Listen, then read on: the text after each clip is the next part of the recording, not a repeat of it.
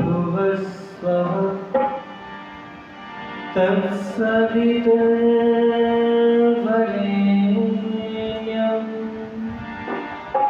भर्गो देवस्य धीमहि धियो यो नः प्रचोदयात्।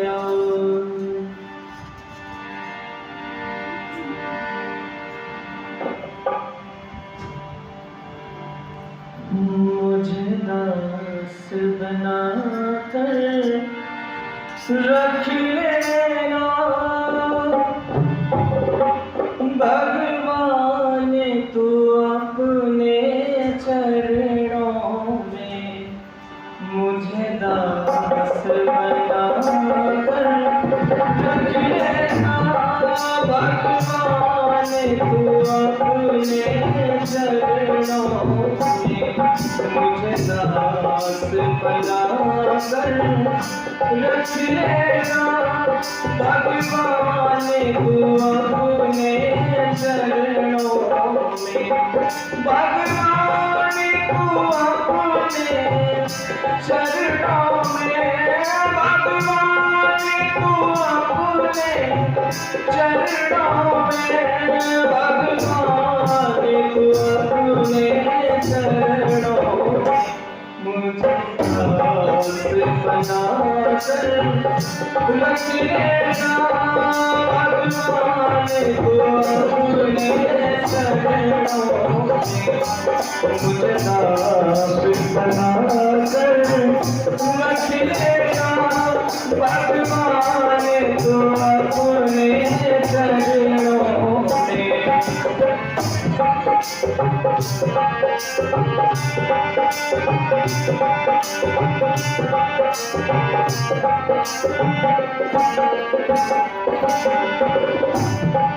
मैं भला बुरा हूँ तेरा हूँ, मैं भला बुरा हूँ तेरा हूँ, तेरे द्वार पे डाले तेरा हूँ। मैं भला बुरा हूँ तेरा हूँ, तेरे द्वार पे डाले तेरा हूँ। मुझे जाकर जाने के रख लेना, मुझे जाकर जाने के रख लेना भगवान, तू अपने चरणों में। मुझे दास बनाकर रख लेना भगवान, तू अपने चरणों में। भगवान तू अपने चरणों में, भगवान तू अपने चरणों में, भगवान तू अपने चरणों में। मुझे दास बनाकर रख लेना भगवान, तू अपने चरणों में।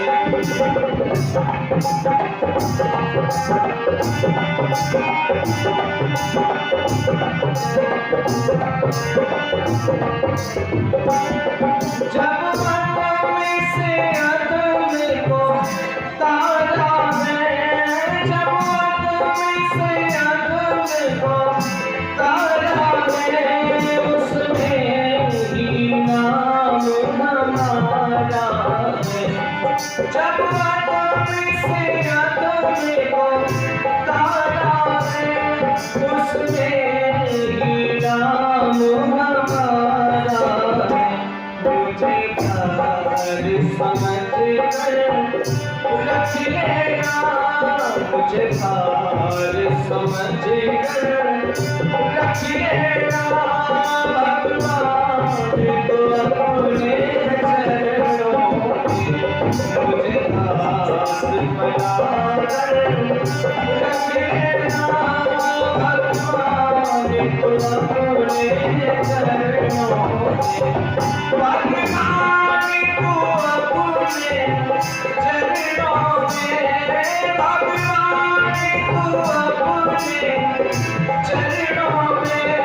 भगवान तू अपने चरणों मुझे दास बनाकर रखिएगा भगवान तू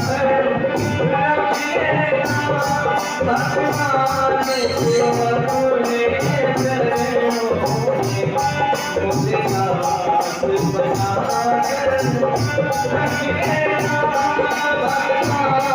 भगवान तू अपने चरणों में मुझे दास बनाकर रखिएगा भगवान तू अपने चरणों भगवान तू अपने चरणों भगवान तू अपने चरणों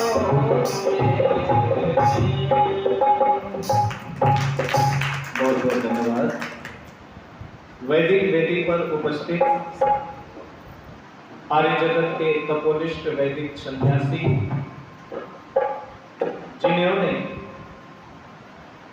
कुरीतियों पर नशा मुक्ति हेतु अभियान पर बहुत जोर दिया, हम सभी के मध्य में उपस्थित हैं पूज्य स्वामी रामदेव जी महाराज। एक बार पूज्य स्वामी जी के लिए सभी तालियां बजा करके अभिनंदन करेंगे पूज्य स्वामी जी का। सौम्यता और सरलता की प्रतिमूर्ति, जब भी यदि उनकी ओर देखते हैं उससे पता चलता है कि जीवन किस प्रकार से जिया जाए। ऐसे हमारे आर्य समाज के माननीय प्रधान सिद्ध बाबू जी राजवीर सिंह जी आर्य बहुत कुशल अभी मंच का संचालन कर रही थी। पूज्य माता श्रीमती विनीता आर्य जी, इस आर्य समाज के माननीय कोषाध्यक्ष युवा हमारे श्री नरेश कुमार जी, और मैं देख रहा हूँ कल से मैट की व्यवस्था हो, लाइट की व्यवस्था हो, अन्य व्यवस्थाएं बहुत सी सुंदर ढंग से चलाने का कार्य कर रहे हैं हमारे श्री अरविंद जिंदल जी, उनकी पूज्य माता जी निर्मला जिंदा जी बैठी हुई हैं। उपस्थित वंदनीय पूजनीय मातृशक्ति धर्म के अभिलाषी बंधुओं, मैं अभी आप सभी के मध्य में चंद पंक्तियां निवेदित कर रहा था और कह रहा था कि मुझे दास बनाकर रख लेना भगवान तू अपने चरणों। आपने बहुत बार ये गीत सुना होगा और उस गीत को समझाने की आवश्यकता नहीं है। कहते हैं जो ऋषि राज ने प्रश्न यही किया कि जो परमपिता परमात्मा का भक्त होता है तो उसके जीवन के अंदर किस चीज की प्राप्ति होती है। तो ऋषि कहते हैं कि जो परमात्मा का भक्त होता है उसकी आत्मा का बल कितना बढ़ जाता है कि पहाड़ जैसी विपत्ति आए फिर भी वो व्यक्ति कभी भी विचलित नहीं होता। और ध्यान देना, जो परमात्मा का भक्त होता है बड़े से बड़े संकट आ जाए फिर भी वो कहता है मेरे उस ईश्वर पर मुझे विश्वास है। और ध्यान दीजिएगा साधक के जीवन के विषय में ऋषि कहते हैं कि जैसे शीत से आत्मिक व्यक्ति अग्नि के मध्य में, सर्दियों का समय चल रहा हो, बहुत ज्यादा सर्दी हो, ठिठुरता हुआ व्यक्ति जैसे शीत से युक्त व्यक्ति अग्नि के मध्य में आने से उष्णता की अनुभूति करता है, अर्थात गर्माहट की अनुभूति करता है, सुख की अनुभूति करता है। ऐसी जो परमात्मा का भक्त उपासक होता है उसके जीवन के अंदर बोलो आनंद की प्राप्ति होती है। मुझे आचार्य जी का बहुत बहुत स्वागत है। और आपने सुना भी होगा कि प्रभु प्यारे से जिसका संबंध है उसे हरदम आनंद ही आनंद है। जो परमात्मा का भक्त होता है उसके जीवन के अंदर आनंद की प्राप्ति होती है। और कहना चाहता हूं कि कभी भी ऋषि ने इसी बात को कहा था, अभिमानः श्रियं हन्ति। और दुनिया के लोगों, कभी भी कई बार जो है ना उपासना करते करते व्यक्ति को अहंकार आ जाता है, मुझसे बड़ा साधक नहीं है कोई। लेकिन महर्षि क्या कहते हैं, अभिमानः श्रियं हन्ति। जो व्यक्ति अभिमान से युक्त अपने इस जीवन को व्यतीत करता है समझो उसकी स्वयं की हानि है, धन की हानि है, इसलिए कदापि अभिमान नहीं करना चाहिए, क्योंकि ढलता सूरज धीरे धीरे ढलता है, ढल जाएगा। जैसे वो चढ़ता है तो वैसे ही उतरता भी है। और कहना भी चाहता हूँ, किसी पंक्तियां लिखी थी कवि ने,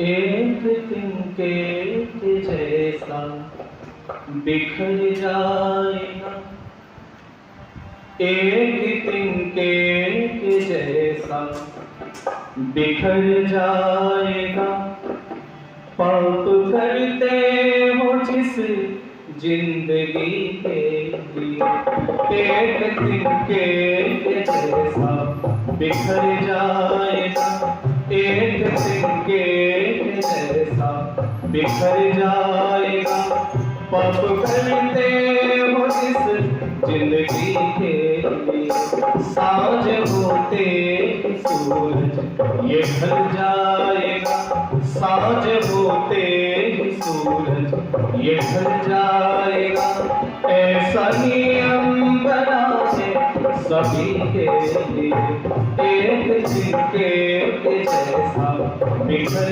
जाएगा, एक तिनके के जैसा बिखर जाएगा, पाप करते हो जिस जिंदगी के लिए, साँझ होते ही सूरज ये ढल जाएगा, साँझ होते ही सूरज ये ढल जाएगा, ऐसा नियम बना है सभी के लिए, एक तिनके के जैसा बिखर जाएगा।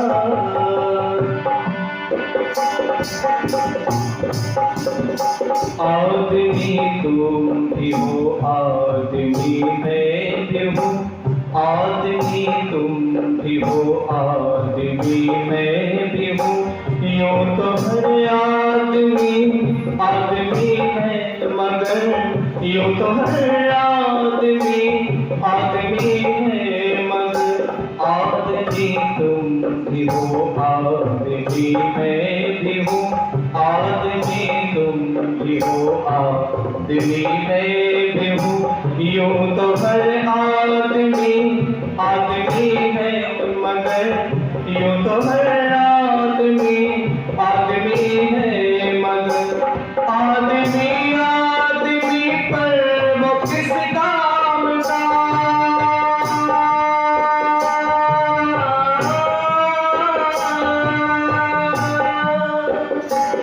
आदमी आदमी पर वो किस काम का, आदमी आदमी पर वो किस काम का, आदमी ना जो हो आदमी के लिए, एक तिनके के जैसा बिखर जाएगा, एक तिनके के जैसा बिखर जाएगा, पाप करते हो इस जिंदगी के लिए, साँझ होते ही सूरज ये ढल जाएगा, साँझ होते ही सूरज ये ढल जाएगा, ऐसा नियम बना है सभी के लिए, एक तिनके के जैसा बिखर जाएगा।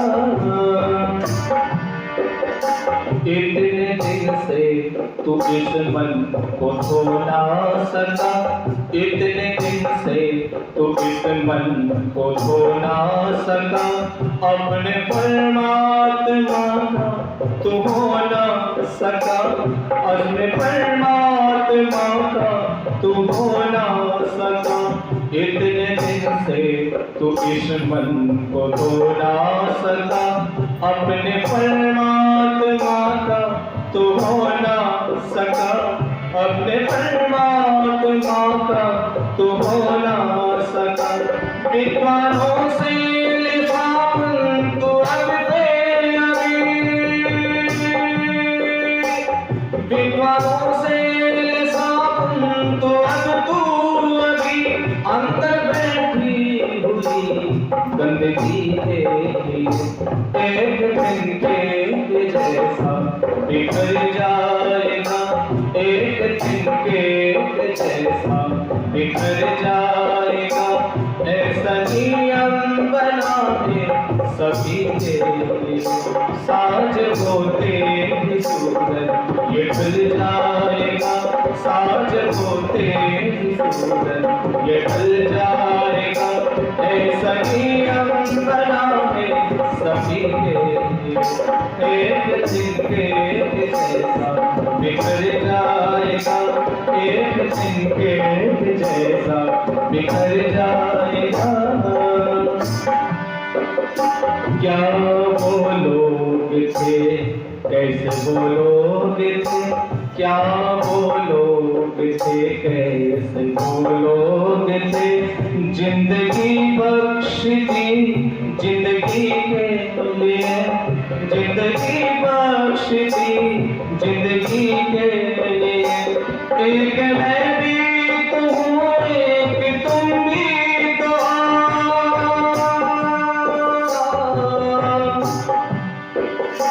एक तुम भी तो हो, एक मैं भी तो हूँ।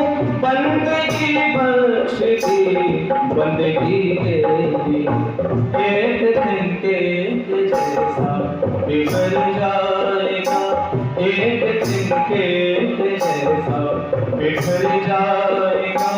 ऐसा नियम बना है सभी के लिए, साज होते सूरज ये ढल जाएगा, साज होते सूरज ये ढल जाएगा।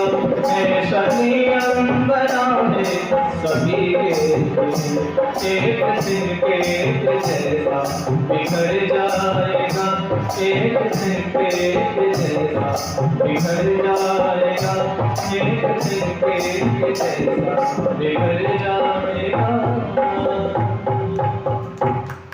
एक तिनके के जैसा बिखर जाएगा, पाप करते हो जिस जिंदगी के लिए, और सांझ होते ही सूरज ये ढल जाएगा। ऐसा नियम बना है सभी के लिए। मुझे वो घटना याद आती है कि एक चाय वाले ने चाय की दुकान खोल रखी थी। 2-3 वर्ष हो गए थे, लेकिन बेचारा परिवार का पेट ही पाल रहा था, भरण पोषण ही कर रहा था। उसके पास में एक दूध वाले ने अपनी मिल्क डेयरी खोल ली, और मिल्क डेयरी खोल ली तो वो देखता है चाय वाला कि मैं सारा दिन चाय बेचता हूं और मैं 200 से 250 रुपए ही कमा पाता हूं, 500 कमा लेता हूं। लेकिन ये जो दूध वाला है ना, ये मुझसे बाद में आया। एक डेयरी तो छोड़ो, 4-4 डेयरियां खोली। एक दिन संत के पास निवारण करने के लिए पहुंच गए स्वामी रामदेव जी के पास में, और जैसे ही पूज्य स्वामी जी के सानिध्य में पहुंचा वो चाय वाला, और कहने लग गया, स्वामी जी मेरे से वो बाद में आया है, मैं दिन में 200 रुपए 400 रुपए ही कमाता हूं, लेकिन वो मुझसे बाद में आया है, और मैं ये भी देखता हूं कि वो दूध में पानी मिलाता है और पानी मिला करके बेचता है। महाराज स्वामी जी एक बात बताओ, मैं लोगों के साथ ईमानदारी के साथ पेश आता हूं, तो मैं ईमानदारी में वहीं का वहीं चाय ही बेच रहा हूं, और वो बेईमानी करता है, और उस बेईमानी के चलते उसने एक नहीं 4 डेयरियां खोल दी। स्वामी जी ने कहा, रुक जा, समझ मेरी बात। कितना दूध गड्ढा खोद तो एक चाय वाले ने गड्ढा खोदा, और स्वामी जी ने कहा, ये विचार कर कि कितना दूध में उसने पानी गिरा होगा। तो चाय वाले ने उतना पानी डाल दिया, और जैसे पानी डाला तो स्वामी जी ने कहा, एक काम कर चाय वाले, इस गड्ढे में कूद जा। चाय वाला कूद गया, यहां से पानी आ गया था। स्वामी जी ने कहा, रे बेटा, उसने पाप से युक्त धन को कमाया है, पानी यहां तक आ गया, बस थोड़ा ही तो बचा है डूबने में, लेकिन तू ईमानदारी के साथ अपने इस जीवन को जिया है, तो तू वहीं का वहीं बोलो है। इसलिए मैं कहना चाहता हूं कि कभी भी बेईमानी के साथ अपने इस जीवन को नहीं जीना चाहिए, क्योंकि वो ईश्वर हर जगह भी विद्यमान है, वो सबको देखता है। क्योंकि ये जीवन जो है ना, ये एक गगरिया है और कब बीत जाए कोई पता नहीं है। कवि अंश जी ने लिखा था इन पंक्तियों को कि जीवन जल की बड़ी गगरिया,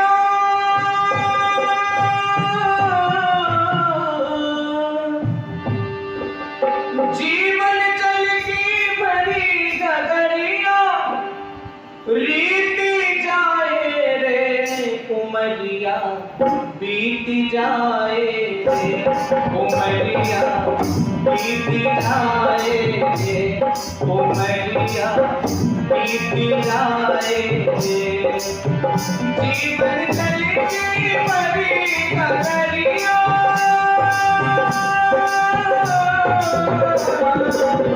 जीवन जल की बड़ी गगरिया, रीति जाए रे उमरिया, बीती जाए रे उमरिया, बीती जाए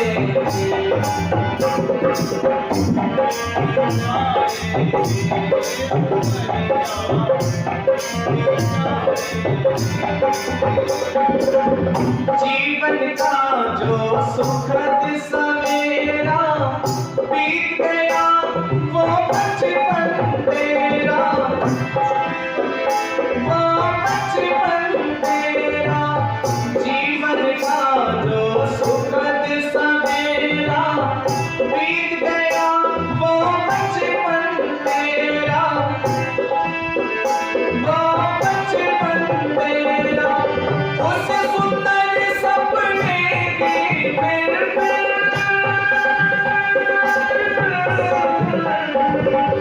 उस सुंदर सपने की फिर याद सताए रे उमरिया, बीती जाए रे उमरिया, बीती जाए रे।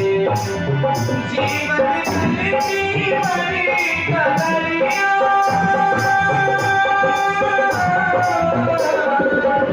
जीवन जल की बड़ी गगरिया, बीती जाए रे उमरिया, बीती जाए रे उमरिया।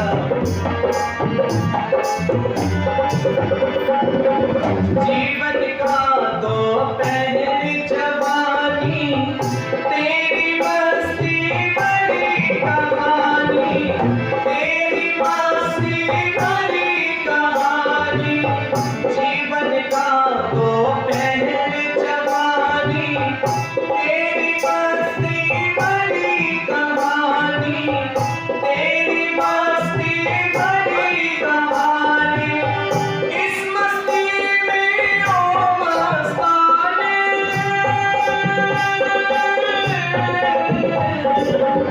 इस मस्ती में ओ मस्ताने, क्यों बुलाए रे उमरिया, बीती जाए रे उमरिया, बीती जाए रे। जीवन जल की बड़ी गगरिया, बीती जाए रे उमरिया, बीती जाए रे उमरिया।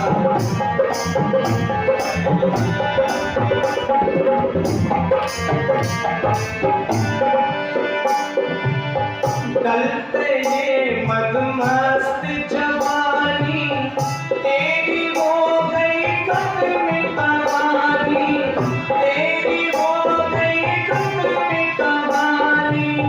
गलते ये मदमस्त जवानी, तेरी हो गई खत्म कहानी, तेरी हो गई साज समान बुढ़ापा मेरे,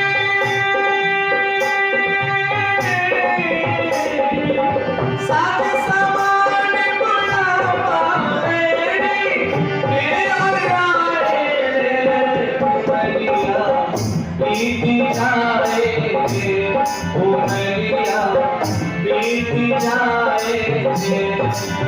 जीवन जल की बड़ी गगरिया,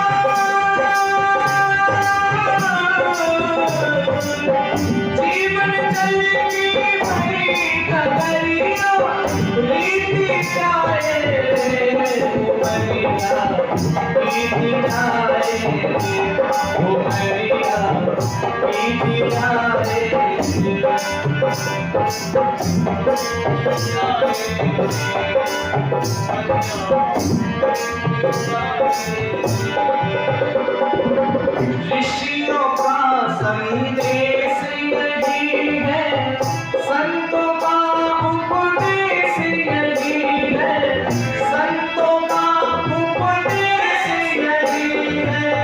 ऋषियों का संदेश यही है, संतों का उपदेश यही है, संतों का उपदेश यही है। जप लेना विमल मन प्रभु का,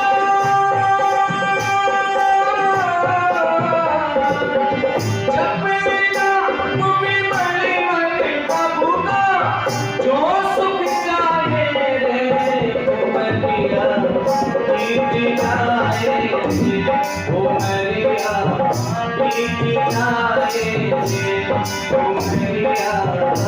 बीत जाए, उमरिया बीत जाए, उमरिया बीत जाए, उमरिया बीत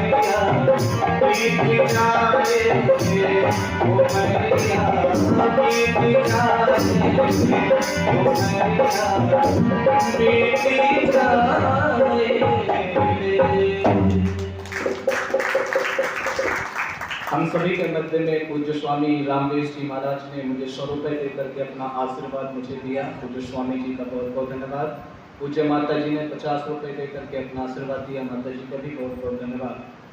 निवेदन में करना चाहता हूँ, ऋषियों का संदेश यही है, संतों का उपदेश यही है, और जपले नाम विमल मन प्रभु का, जो सुख चाहे रे, और ये उमरिया बीती जाए। सुख का तात्पर्य ये नहीं है कि हमारे पास गाड़ी हो गई तो हम भी सुखी हो गए, हमारे पास बंगला हो गया तो जी हम सुखी हो गए, हमारे पास संतान हो गई तो हम सुखी हो गए। सुखी इसको नहीं कहते, ये तो शरीर के सुख के लिए है। और लेकिन ध्यान देना, परमात्मा की यदि ऐसी कुछ कृपा बरस गई तो दाल वाले भी बहुत बड़े बड़े करोड़पति को दाल का पानी पीते देखा है। बोलो जी ना, देखो कई जगह जब जाने का सौभाग्य प्राप्त होता है तो विद्वानों के लिए बहुत से तरह तरह भोजन बनाते हैं, पकवान बनाते हैं, और जैसे ही उनसे पूछा जाए थोड़ा सा मासे जी आप भी ले लो, जी डायबिटीज है, जी शुगर है, अच्छा ये बताओ जो कमाने में तुमने सारा जीवन लगा दिया उसी का ही तुम लोग बोलो भोग नहीं कर पाए, ऐसी संपत्ति का बोलो कोई फायदा है? निवेदन मैं करना चाहता हूँ, इससे कोई फायदा नहीं है। और कहना चाहता हूँ, एक व्यक्ति के जीवन की घटना इस भजन के अंदर पिघोया है कि दुनिया में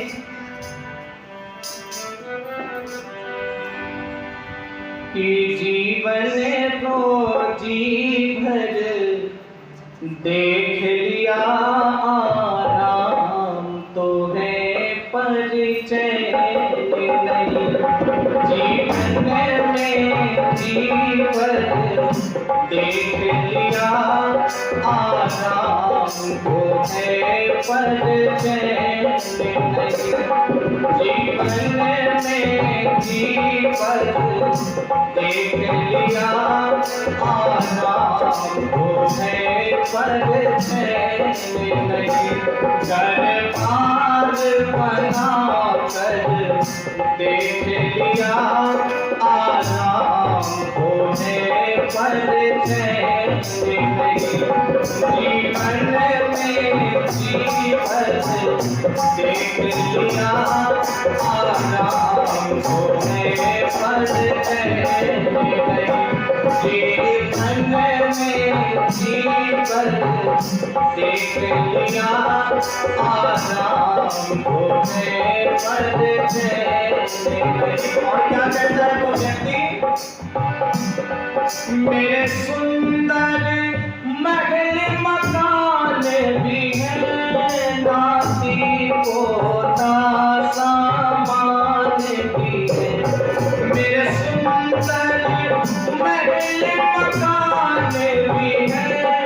गाड़ी चादर सामान भी है, सब नामों में मेरा नाम भी है, सब नामों में मेरा नाम भी है। आराम तो है पर चैन नहीं, जीवन में जीवन देख लिया। आराम तो है पर चैन नहीं, घर पार बना कर देख लिया।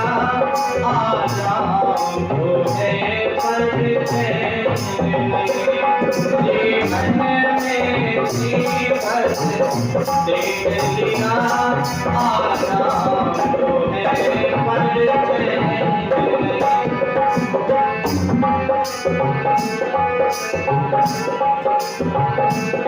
है पर चैन नहीं।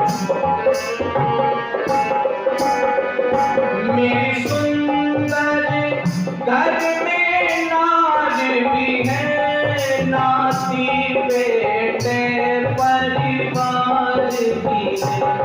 मेरी सुंदर घर में नाज भी है, नाती पोते परिवार भी है। सबका मेरे मोह से प्यार भी है, सबका मेरे मोह से प्यार भी है। आराम तो है पर चैन नहीं, जीवन में जीवन देख लिया। आराम तो है पर चैन नहीं, जीवन में जीवन देख लिया। आराम तो है पर चैन नहीं, जीवन में जीवन देख लिया। आराम तो है पर चैन नहीं, आराम तो है पर चैन नहीं, आराम तो है पर चैन नहीं। वो व्यक्ति कहता है कि जीवन में सब कुछ देख लिया, आराम तो है पर चैन नहीं। मेरे घर में सुंदर नार भी है, नाते पोते परिवार भी है, सबका मेरे मोह से प्यार भी है, पर उसमें आराम तो है पर चैन नहीं है। और किसी कवि ने भी कहा था कि बिस्तर ले आओगे मखमल के, पर नींद नहीं लाओगे तो बोलो बिस्तर का कुछ काम रहा। इसलिए निवेदन करना चाहता हूँ उस परमपिता परमेश्वर के सानिध्य को जो व्यक्ति प्राप्त करता है, नींद भी कहीं को नहीं आती। आप देखते होंगे दवाइयां खा करके नींद लेनी पड़ती है। बोलो जी, ऐसे व्यक्ति परमात्मा पर विश्वास कर सकता है? जो परमात्मा का विश्वासी होता है, परमात्मा की कृपा से पूरित होता है, वो व्यक्ति को यही कहते हैं कि वो हमेशा कहता है कि मैं दुखी नहीं, मैं हमेशा सुखी हूँ। और निवेदन करना चाहता हूँ, जब ऋषि से ये प्रश्न किया गया, महाराज इस संसार के अंदर जितने मनुष्य हैं सारे दुखी। बोलो जी, जिससे पूछोगे कोई कहता जी मैं सुखी हूँ। 90 साल के व्यक्ति से भी आप पूछोगे बाबा कैसा चल रहा है, तो वो भी आपसे उत्तर देगा बस बेटा दिन गुजार रहा हूँ, दिन काट रहा हूँ, बस भगवान बुला भी नहीं रहा।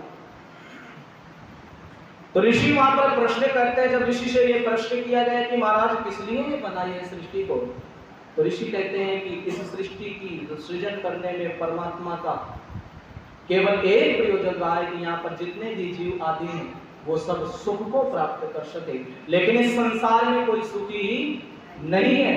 और किसी उर्दू के शायर ने भी कहा था, माबूद जमाने की जरूरत क्या थी, ये खेल खिलाने की जरूरत क्या थी, मोहताज नहीं था तू नुमाइश का अगर, तो बताइए सारा चक्कर चलाने की जरूरत क्या थी। क्यों ये बनाया है मिट्टी के पुतलों को, जब जी चाहा तब तक खेला और फिर तोड़ दिया। अच्छा, यदि परमात्मा ने इस सृष्टि की रचना दुख भोगने के लिए ही यदि रची है, तो किसी 90 साल के व्यक्ति से कहोगे चलना है, तो बोलो जी जाना चाहते संसार से कोई? कोई नहीं जाना चाहता, चाहे आप 90 साल के व्यक्ति कितना ही कहता रहे बस जी मेरा तो जी भर गया, बस उठा ले, और कहने लग जाएंगे जी आहुति डाल दें यज्ञ में, भगवान आपके पर्चे याद कर लेगा, तो बस वो यही कहेगा नहीं अभी तो मैं रहना चाहता हूँ, कोई नहीं जाना चाहता। अच्छा ये बताओ, यदि दुख के लिए सृष्टि की रचना परमात्मा करता तो कोई यहाँ पर रुक सकता था? कोई नहीं, क्योंकि परमात्मा ने इस सृष्टि की रचना सुख के लिए व्यतीत की है। और वो 90 साल का व्यक्ति भी बस यमराज से क्या कहता है कि जरा यमराज जी ठहरो,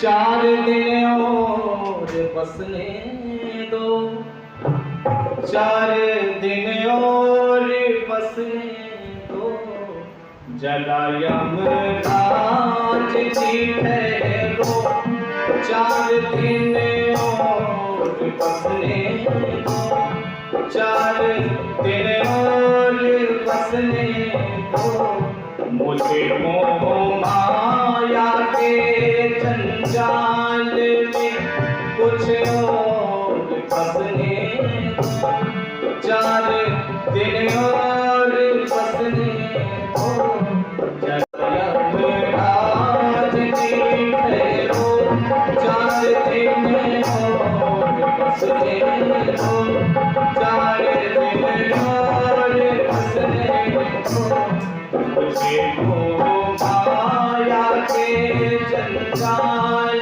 में कुछ और बसने दो, 4 दिन और बसने दो। और क्या कहता है यमराज से? 90 वर्ष का वो व्यक्ति बुजुर्ग प्रार्थना करते हुए, बड़े पोते की मगनी हो गई अब प्यार रचना है, आजी अब प्यार रचना है, बड़े पोते की मगनी हो गई अब प्यार रचना है, आजी अब प्यार रचना है, आगे हर्षित होती को डोली में बिठाना है, जी डोली में बिठाना है, मुझे परिवार के मोह की जंजीरें और कसने दो, 4 दिन और कसने दो, जरा यमराज जी ठहरो, 4 दिन और बसने दो, 4 दिन और बसने दो, मुझे मोह कुछ और बसने दो, 4 दिन और बसने दो, हजारों खर्च करके आज एक बढ़िया मंगाई है, अजी देखना मंगाई है, एयर कंडीशन कोठी अभी मैंने बनाई है, अजी मैंने बनाई है, नई कोठी में रहने के मजे कुछ और चखने दो, 4 दिन और बसने दो, जरा यमराज जी ठहरो, 4 दिन और बसने दो, 4 दिन और बसने दो, माया के जंजाल में कुछ और बसने दो, 4 दिन और बसने दो,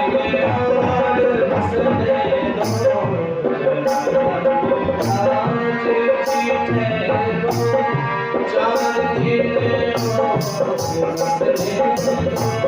4 दिन और बसने दो। बोलो, इस सृष्टि की रचना परमात्मा ने किस लिए की है? सुख के लिए किया है, दुखी रहने के लिए नहीं किया है। और इसलिए हमेशा सुखी रहना चाहिए। लेकिन सुखी वही व्यक्ति होता है जो परमपिता परमात्मा के सानिध्य को प्राप्त करता है, परमात्मा के साथ जोड़ता है। ध्यान दीजिएगा, इस राष्ट्र के अंदर ऐसे ऐसे महापुरुष हुए हैं जिन्होंने अपना ये सारा जीवन ऋषियों के पथ पे लगा दिया है। निवेदन मैं करना चाहता हूँ, छोटी सी बच्ची का आप इतिहास पढ़ना, कभी महाराणा प्रताप के वो बेटी का, चंपा का वो जीवन उठा करके पढ़ना। राष्ट्र के प्रति, ये राष्ट्र कभी भी किसी एक व्यक्ति के चलते नहीं आजादी हमें प्राप्त हुई। इस राष्ट्र के प्रति कितने से लेकर के 90-100 वर्ष का व्यक्ति ने परिश्रम किया है, तब ये आजादी हमें प्राप्त हुई है। वो राणा प्रताप जो कभी सोने से सुसज्जित थालियों पर भोजन करता था, आज स्थिति क्या है उसके परिवार के अंदर कि अपने बच्चे, बेटी और बेटे को भोजन तक नहीं करा पा रहा है। एक ही तो बात कही थी कि अकबर ने कि केवल तू अपना मस्तक मेरे मध्य में झुका दे, राणा मैं सारा का सारा तुझे वापस कर दूंगा।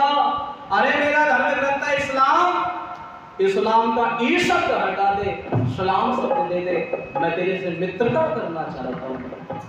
लेकिन राणा ने अपने इस सिर को झुकाया नहीं।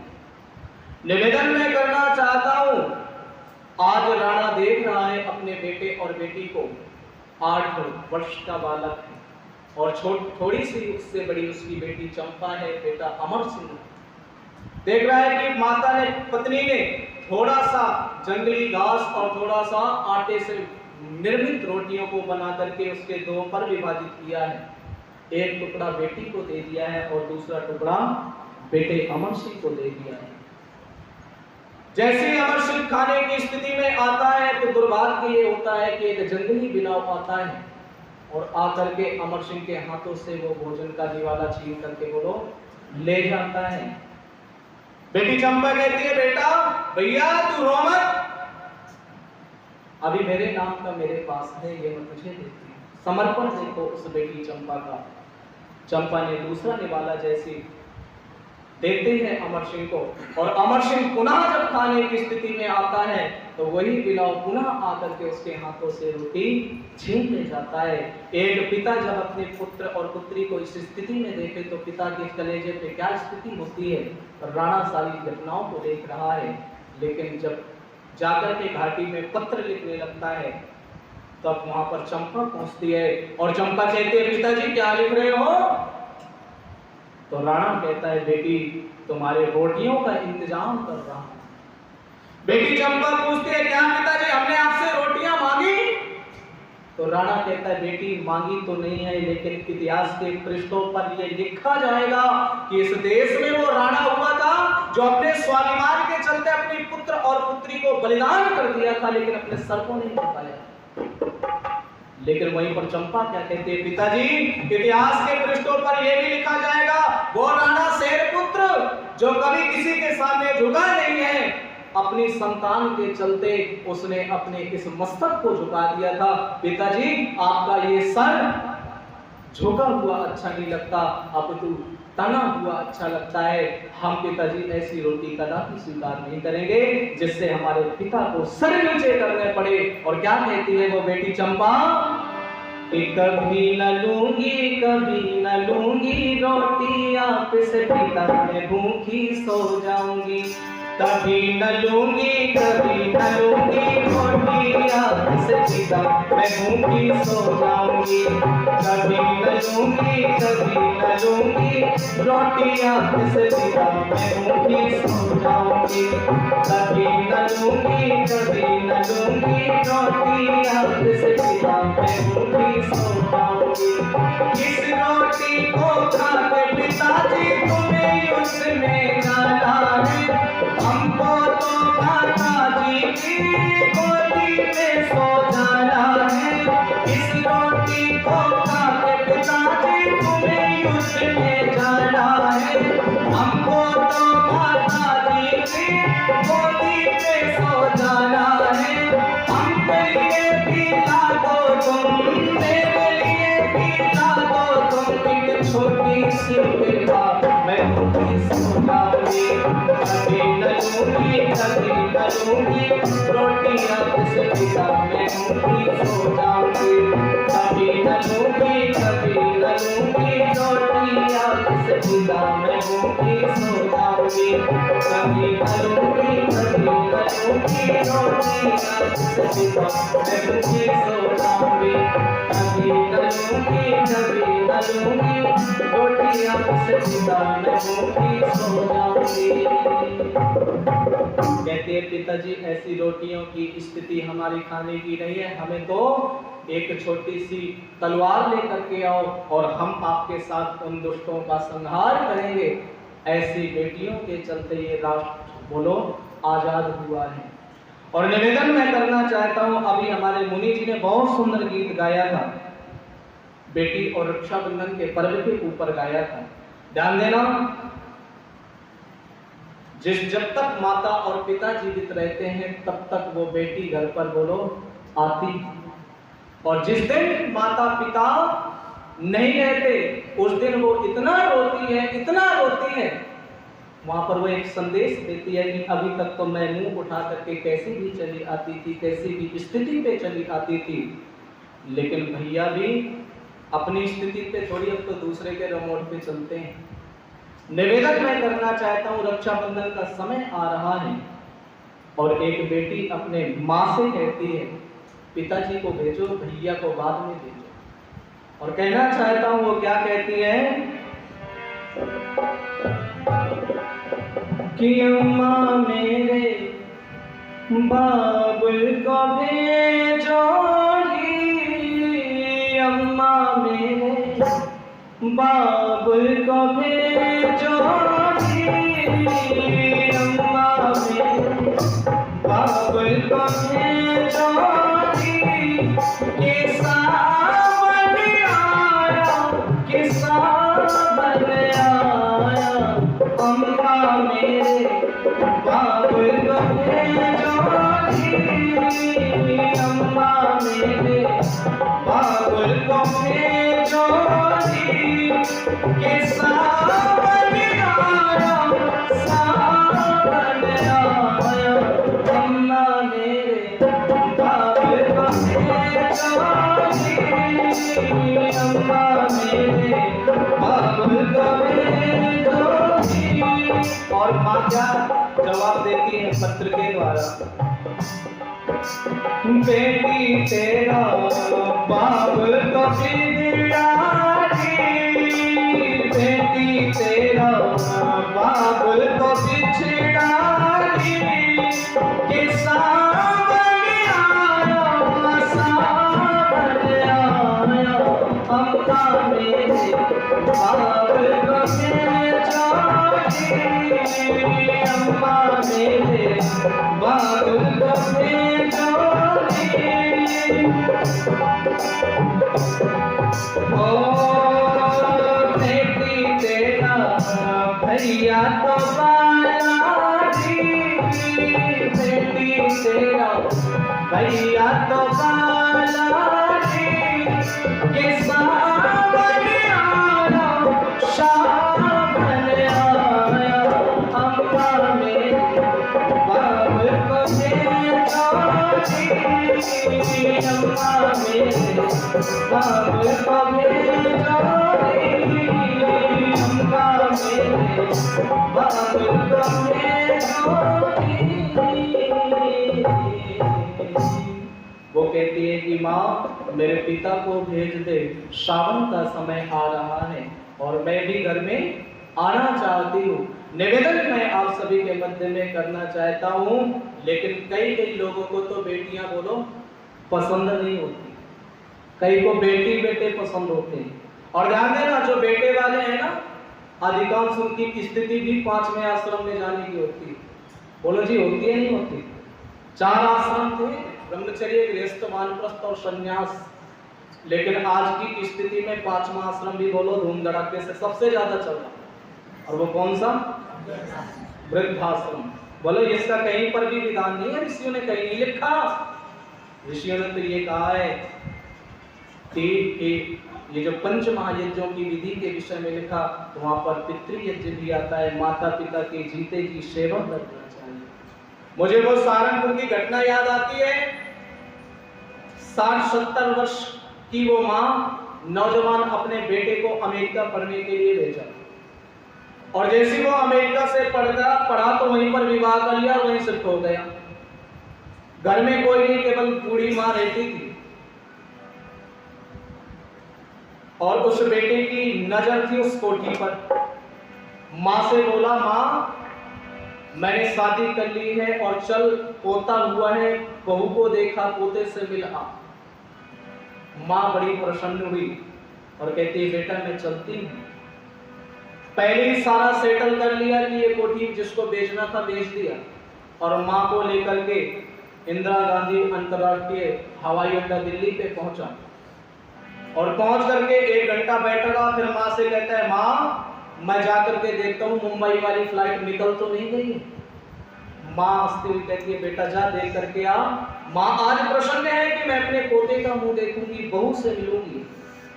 1 घंटा व्यतीत हो गया, बेटा वापस नहीं आया। 2 घंटा व्यतीत हो गया, बेटा वापस नहीं आया। शाम का समय आ गया तो जो वहां के कर्मचारी थे, देखा कि वो बूढ़ी माँ सुबह से बैठी हुई है। पूछ लिया, माँ क्यों बैठी हो, क्या बात हुई? तो वो माँ कहती है कि मेरा नौजवान बेटा अमेरिका में शिफ्ट है, विवाह कर लिया है, पोता हुआ है, मुझे ले जाना चाहता है अमेरिका। बेटा ये बताओ फ्लाइट कितनी लेट है? तो कर्मचारी कहता है, माँ भूल जा, वो तेरा बेटा निकल गया। फ्लाइट वो कब की निकली हुई है। माँ अपने आप को कोसती है और कोस करके पहुंच जाती है सीधा सहारनपुर। और जब सहारनपुर पहुंचती है तो पहुंच करके देखती है कि वो कोठी भी किसी दूसरे ने खरीद रखी थी। और जैसी वो कोठी पे घुसती है तो उसने पूछा कोठी वाले ने, माँ कौन हो तुम? तो वो कहती है कि बेटा मैं इसको, ये तो मेरा घर है। तो वो कहती है कि तुम्हारा बेटा तो बेच करके वो तो निकल गया है, तो बेटा मैं क्या करूं? एक काम कर, तेरे यहाँ पर बर्तन धुल दूंगी, तेरे कपड़े धुल दूंगी, तू मुझे रख ले।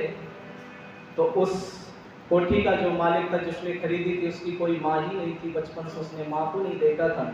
वो क्या कहता है, बस माँ तू कुछ मत कर, ये समझ कि आज से मैं तेरा पुत्र हूँ, तू मेरी माँ है, तू यही है।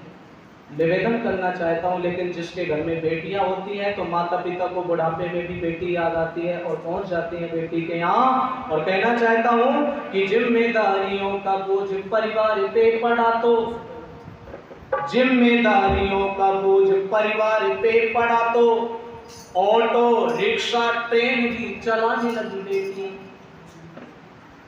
जिम्मेदारियों का बोझ परिवार पे पड़ा तो, ऑटो रिक्शा ट्रेन को चलाने लगी बेटियां। साहस के साथ अंतरिक्ष तक भेद डाला, अब तो सोना वायुयान भी उड़ाने लगी बेटियां। अरे वीर की शहादत पे अर्थी को कंधा देके, किसी राजस्थान की घटना है, 2 नौजवान बेटी ने अपने शहीद पिता को अर्थियों पे लिटा करके शमशान तक गई थी। वीर की शहादत पे अर्थी को कंधा देके, अब तो सुना शमशान तक भी जाने लगी बेटियां। अब तो सुना शमशान तक भी जाने लगी बेटियां।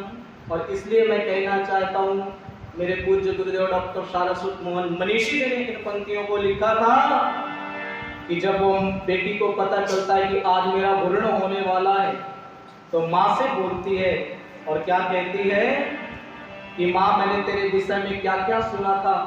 तो वो विवचन करती है, 4 पंक्तियां निवेदित करके ऋषि का गीत गा के अपनी वाणी को विराम दूंगा। ये गीत कल होगा पूरा। कि करुणा की किलकारी माँ, ममता लूने हितारी माँ, समता की फुलवारी माँ, दया कृपा की झारी माँ। मैं तुलसी तेरे आंगन के,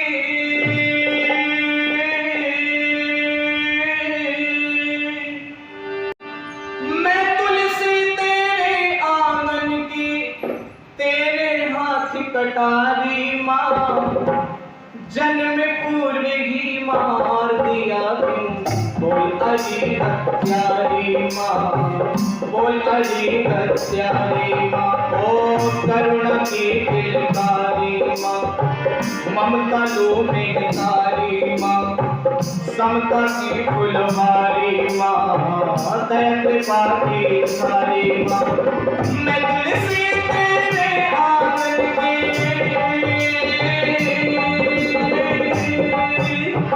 मैं तुलसी तेरे आंगन की, तेरे हाथ कटारी माँ, जनकपुर की मार दिया तू, बोल अली हत्यारी माँ, बोल अली हत्यारी माँ, बोल अली हत्यारी माँ। ओ माँ, मैंने तेरे विषय में इतने सारे विशेषण सुने थे कि करुणा की किलकारी होती है माँ, ममता की और दया कृपा की जारी होती है माँ, लेकिन मैं तो तेरे आंगन की तुलसी के रूप में आती और तेरे हाथ में तो बोलो कटारी है, और जन्म तो ले लेने देती, फिर मुझे मरती तो मर जाती, लेकिन मुझे जन्म तो ले लेने देती। निवेदन मैं करना चाहता हूँ, उसी अभियान को पूज्य स्वामी जी ने बहुत उस पर जोर दिया है। निवेदन मैं करना चाहता हूँ, जितना जिम्मेदारी का कार्य बेटी करती है उतना बेटे बोलो नहीं होते। इसलिए मैं कहना चाहता हूँ, ऋषि ने भी इसी बात को कहा है कि बेटी को जितनी योग्य हो उतना ही सही है। जब पढ़ने और पढ़ाने की बात आती है ना, तो पठन और पठान के विषय में वहाँ ऋषि कहते हैं कि जब बेटी 8 वर्ष की या बेटा 8 वर्ष का हो जाए तो उसे गुरुकुल में या स्कूल में भेज दिया जाए, और ना भेजे तो वो माता पिता क्या है, दंड के योग्य हैं। और उस जो एरिया का जो राजा है या पार्षद है वो भी दंड के योग्य है, उसे भी दंड मिलना चाहिए। जब 8 वर्ष के हो जाए तो घर में नहीं रखना चाहिए। और निवेदन करना चाहता हूँ, कहते हैं ना कि माँ जितनी माँ सुशिक्षित होगी उतनी संसार सुशिक्षित बोलो बनती है। इसलिए मैं कहना चाहता हूँ, उस ऋषि का बहुत बड़ा हमारे जीवन के अंदर अच्छा बहुत भला किया उस ऋषि ने हम सभी के मध्य में। और कहना भी चाहता हूँ कि उस ऋषि को हम जितना याद करें उतना ही कम है। उसके पथ पे चलने का कार्य हम सभी को करना चाहिए। और आइए ऋषि गाथा के साथ इस गीत को मैं प्रारंभ करना चाहता हूँ।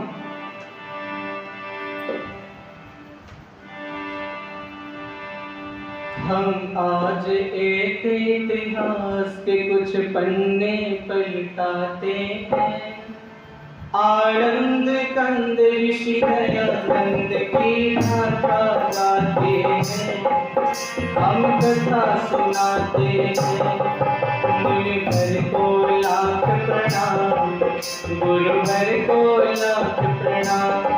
धर्म धुरंधर मुनिवर को कोटि कोटि प्रणाम, कोटि कोटि प्रणाम। भारत के प्रांत गुजरात के गाँव है कंधारा, उस गाँव के ब्राह्मण कुल में जन्मा एक बालक प्यारा। बालक के पिता थे करसठ जी, माँ थी अमृत भाई। उस दंपति से हम सबने एक अनमोल जी पाई। हम कंधारा की पुण्य भूमि को शीश नवाते हैं। आनंद कंद ऋषि दयानंद की गाथा गाते हैं, हम कथा सुनाते हैं। फिर एक दिन नामकरण की विधि हुई करसठ जी के घर। अमृत का प्यारा बेटा बन गया मूल शंकर। बचपन से थे वो ईश भक्त और प्रभु कृपावशाली। शुद्ध चैतन्य नाम कमिला योग्य ब्रह्मचारी। हर महापुरुष के लक्षण बचपन में दिख जाते हैं। आनंद कंद ऋषि दयानंद की गाथा गाते हैं, हम कथा सुनाते हैं। मुनिवर को लाख प्रणाम, गुरुवर को लाख प्रणाम। धर्म धुरंधर मुनिवर को कोटि कोटि प्रणाम, कोटि कोटि प्रणाम। जब लगा 14वां साल तो एक दिन शिवरात्रि आई। उस रात की घटना से कुमार की बुद्धि चकराई। जिस घड़ी चढ़े सिमली पर सोचो है चोरी चोरी, मूल जी ने समझी तुरंत मूर्ति पूजा की कमजोरी। हम कभी कभी भगवान की लीला समझ न पाते, आनंद कंद ऋषि दयानंद की गाथा गाते हैं, हम कथा सुनाते हैं। मुनिवर को लाख प्रणाम, गुरुवर को लाख प्रणाम, धर्म धुरंधर मुनिवर को कोटि कोटि प्रणाम, कोटि कोटि प्रणाम। और कहना चाहता हूँ आप सभी के मंदिर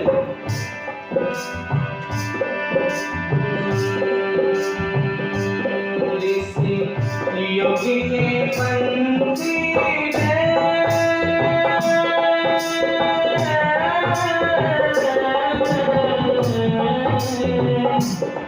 तेरा दर्द न जाना कोई, तेरा मर्म न जाना कोई। ऋषि युग के पंथी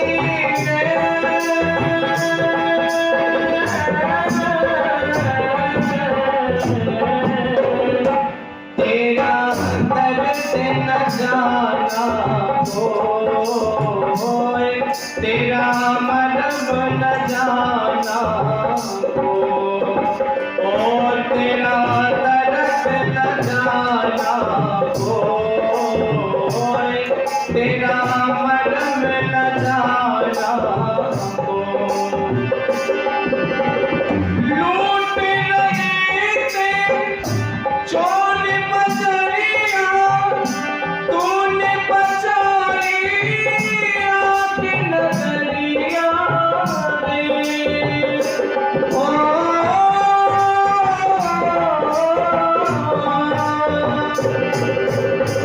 लूट रहे थे चोर बदरिया, तूने बचाई लुटती नगरिया रे।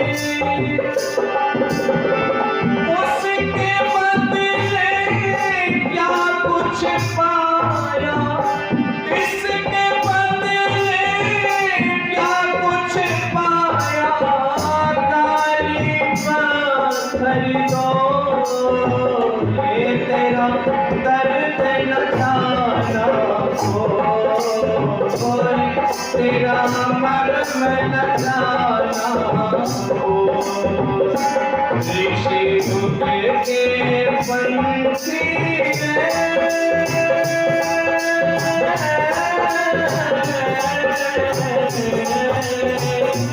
तेरा दर्द न जाना कोई, तेरा मर्म न जाना कोई, और तेरा दर्द न जाना कोई, तेरा मर्म न जाना कोई। बोलो ऋषि राज की। आप लोगों का बहुत बहुत धन्यवाद। आप लोगों ने बड़ी धैर्यता के साथ मुझे सुना और अपना आशीर्वाद जो दिया। आगामी पूज्य आचार्य जी को भी सुनना है और समय का हमेशा ध्यान देना चाहिए, क्योंकि समय बहुत कीमती है। इसलिए समय के अनुसार अपनी बात को मैंने रखा। आप लोगों ने बहुत धैर्य के साथ सुना। इति ओम।